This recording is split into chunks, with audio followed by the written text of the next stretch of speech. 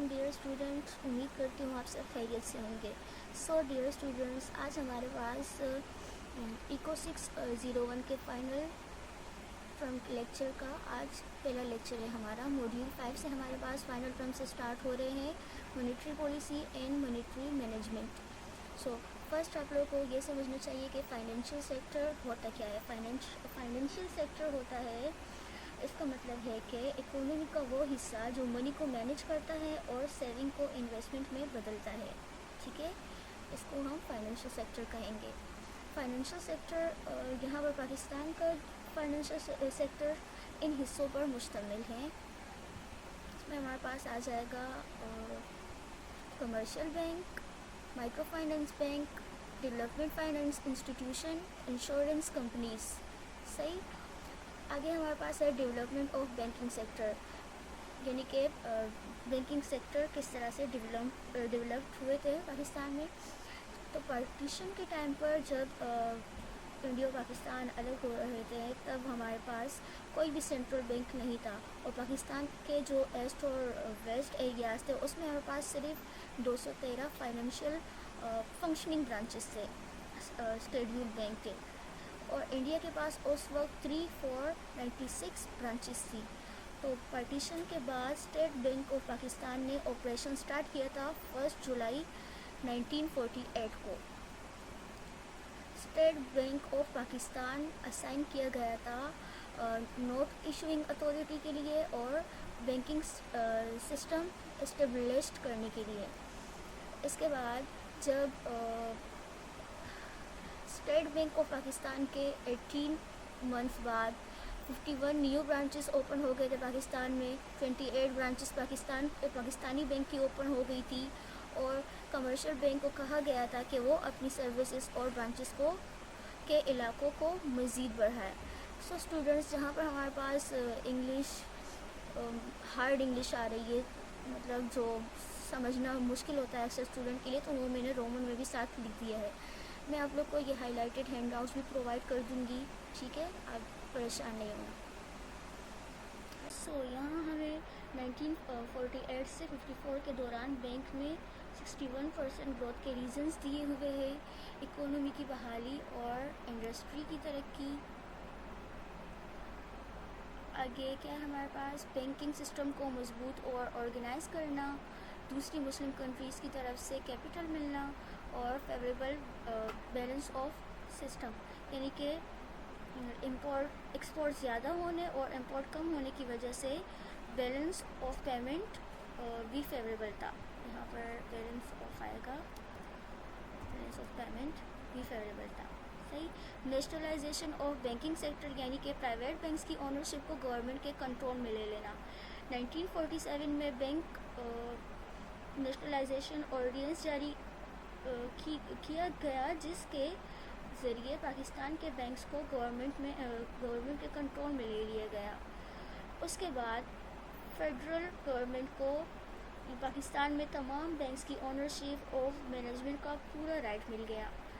Share holders were compensated with federal bonds repayable, یعنی کہ share holders کو ان کے شیئرز کے بدلے گورنمنٹ کے بونڈز دیے گئے جو بعد میں واپس پیسے کی صورت میں ادا کیے جا سکتے تھے. Nationalized bank under political influence get overstaffed and overcrowded. اس کا مطلب ہے کہ گورنمنٹ کنٹرول کے بعد بینکس میں پولیٹیکل انفلوئنس آیا، جس سے ایکسٹرا اسٹاف ہائر ہوا اور بینک اوور کراؤڈڈ ہو گیا. Islamic financing.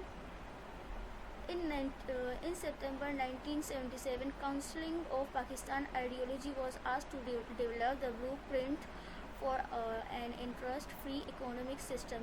یعنی کہ 1977 میں کاؤنسل آف اسلامک آئیڈیالوجی سے کہا گیا کہ وہ بلو پرنٹ، یعنی کہ ایک detail plan economic free system کے لیے ایک ڈیٹیل پلان ڈیولپ کرے. تو نیکسٹ ہے ہمارے پاس سی آئی آئی کا مطلب یہاں پر ہمارے پاس ہے council of Islamic ideology. So council of Islamic ideology نے ڈومیسٹک فائنینشیل انسٹیٹیوشن سے انٹرسٹ ختم کرنے کی سفارش کی تھی. گورنمنٹ نے 1979 میں گورنمنٹ نے اناؤنس کیا تھا کہ ہمارا ارادہ ہے کہ ہم اگلے 3 سالوں میں اکانومی سے انٹرسٹ کو ریموو کر دیں گے. یہاں آگے ہمارے پاس ہے 1981 میں پاکستان کے تمام 5 نیشنلائزڈ بینک نے interest free profit and loss sharing deposits کے لیے الگ کاؤنٹرز بنا دیے تھے. 3 Islamic modes of financing were launched, یعنی کہ فائنینسنگ کے 3 اسلامی طریقے لانچ کیے گئے تھے. نمبر 1 پر ہے ہمارے پاس مشارکہ، نمبر 2 مداربہ، نمبر 3 مرابحہ. یہاں پر ہمارے پاس یہ اسپیلنگ مسٹیک تھی ہینڈ آؤٹس میں، تو یہ میں نے کریکٹ کر دی ہے. یہاں یہ آپ لوگ کریکٹ کر دینا اپنے پاس. اب اس کو 1 بائی 1 دیکھ لیتے ہیں کہ یہ کیا ہے.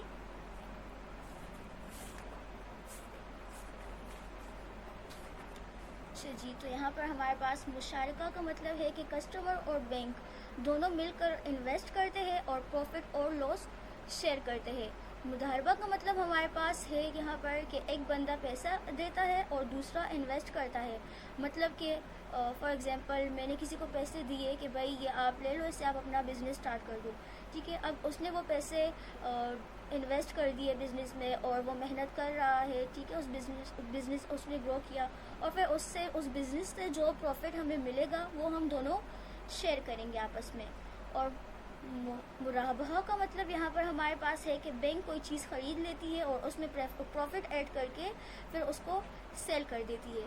فار ایگزامپل بینک نے یہاں پر کوئی ایسی فریج وغیرہ یا کچھ بھی کوئی بھی آئٹم بائی کر لیا، ٹھیک ہے، اور اس کے ساتھ کوئی مطلب کچھ پروفٹ ایڈ کیا اور وہ کسٹمر کو سیل کر دیا، تو وہ ہمارے پاس ہوگی مرابحہ کی. تو نہیں کچھ مشکل سا ورڈ ہے یہ مرابحہ کی ایگزامپل ہے ہمارے پاس. اچھا جی، آگے ہمارے پاس ہے development after structural adjustment programme 1988. تو یہاں پر بہت ساری چینجز ہوئی تھی 1988 میں. Liberalisation and D nationalisation.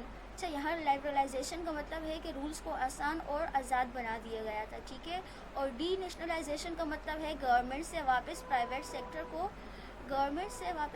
Sector کو دے دینا. یعنی کہ گورنمنٹ نے جو بینک نیشنلائزڈ ہوئے تھے، جو پرائیویٹ سیکٹر کے بینک گورنمنٹ کے پاس چلے گئے تھے، انہوں نے وہ واپس لے لیے تھے. ٹھیک ہے، وہ واپس پرائیویٹ سیکٹر کو دے دیے تھے.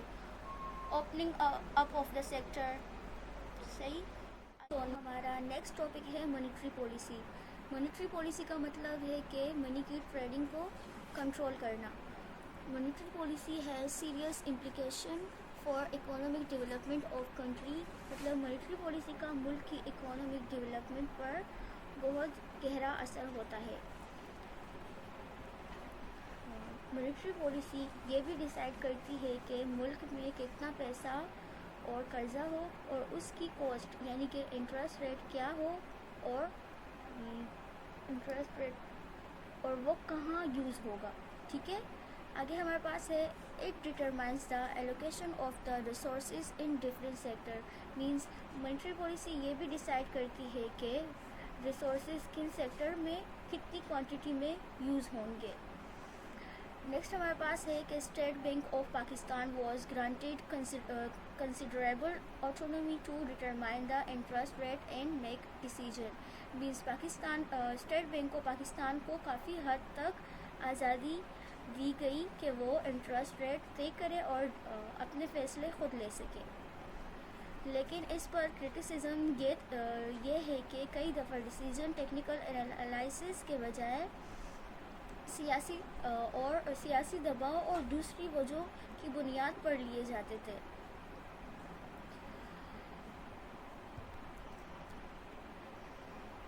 سو اسٹوڈنٹس، یہ لیکچر کافی لینتھی ہو رہا ہے، تو آئی تھنک ہمیں اس کو پارٹس میں کرنا چاہیے. موڈیول کافی زیادہ لینتھی ہے.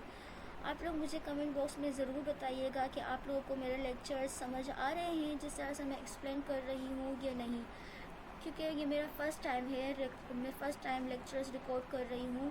اگر آپ لوگ مجھے اپنی رائے بتائیں گے کمنٹ باکس میں مجھے کس طرح سے امپرومنٹ لانی چاہیے اس میں، تو مجھے بہت اچھا لگے گا اور میں موٹیویٹ بھی ہو جاؤں گی.